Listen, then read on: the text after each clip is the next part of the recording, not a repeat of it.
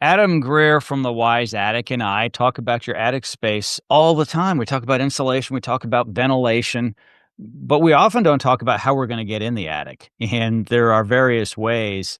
And in my home, I have an attic ladder, and a lot of people do. And it's got a cord, you pull it down, and then it folds out. And then I climb up the ladder, then I unzip my draft master and go inside my attic. Is that the most popular way, for most people to get in their attics was, a pull down ladder? It's probably the most popular, but a lot of people just have that portal. We Mm, have to lift off the lid, slide it out of the way. I don't know why builders. I understand it's a space issue, but they should design it so you yeah, can put a ladder in because we come in and convert a lot of those to a mhm, ladder. So there's probably it's a tough competition between portals and ladders, okay. but it's probably the number one. Yes. So, if you don't have a ladder that's built into the ceiling, which is the most efficient, you have a square or rectangular hole with a piece of plywood. It's usually painted white to match the ceiling unless your ceiling's a different color. Right. It'll be trimmed out generally, and you have to get a step ladder, right? It could be a 7, 8-foot step ladder you're climbing up to get And up there. some of these ceilings are taller than that. And Mm, to if you're a young person, you can get up to 7 and lift yourself up, but that's just not easy to do. Sometimes you gotta get a yeah. So it's a horrible thing. And so all it does for you at that point is becomes an access for man. You're not gonna want to be storing anything up there. And again, certain things should not be stored in that, but there is space.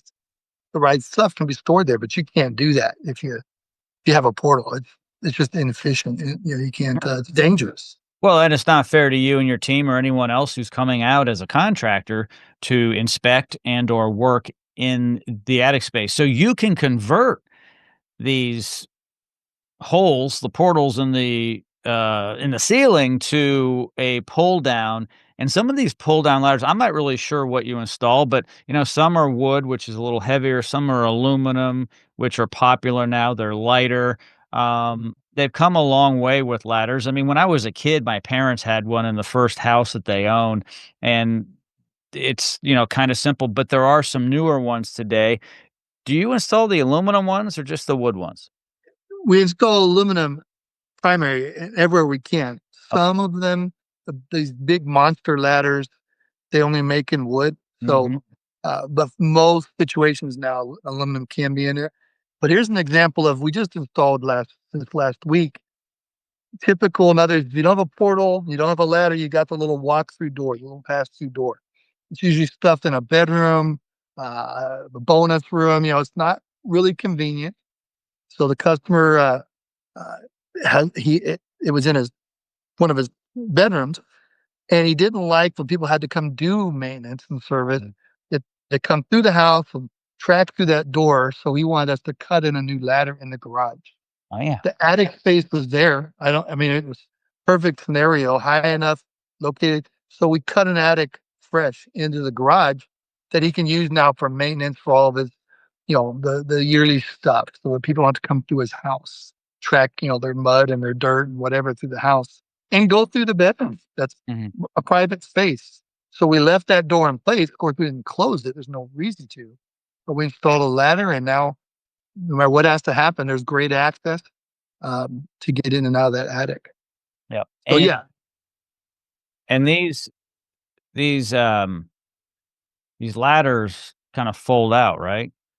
yeah, yeah. They're usually three pieces. Bring them down, unfold two more layers, get them down and down. So have an aluminum ladder. Plus, they now have gas shocks instead of the springs, which is can make it much smoother operation. Yeah. Very nice. Very nice. Some of you may not know what we're talking about, but if you remember the movie Christmas Vacation, Chevy Chase, now that's a different type of ladder operation. That's a straight ladder that goes all the way straight up into a big attic, and that attic, I mean, was probably 8 feet tall, maybe 9 feet tall in some parts. And those in older homes, especially up in the north, come sliding straight down and it hit him in the head or something. Yeah. But it's a similar type product where it tucks up nicely and then you pull it down when you need it. Yeah. And that's the other thing too, as far as efficiency, and it's not really just convenience, it's safety, but it also contributes depending on where it's located. Most times it's in a hallway in the home. You want that sucker to fit well Mm. so air leakage doesn't come into your hallway because that's where most thermostats are located, right by the ladder. But as you mentioned, not only you get a good seal on a ladder, put that draft master in, it's an added tint that stops that air leakage. That's critical. People just don't realize how much air is coming through that. And so your thermostat is reading false air in winter and in summer because it's reading that air is coming out of the attic hole. So you want to seal that off.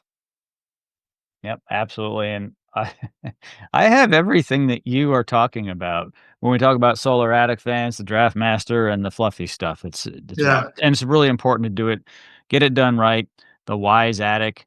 Adam wrote a book about it, so check out all his information is located in the description of this podcast. Thank you, my friend. Yep. Thank you. Thanks for having me.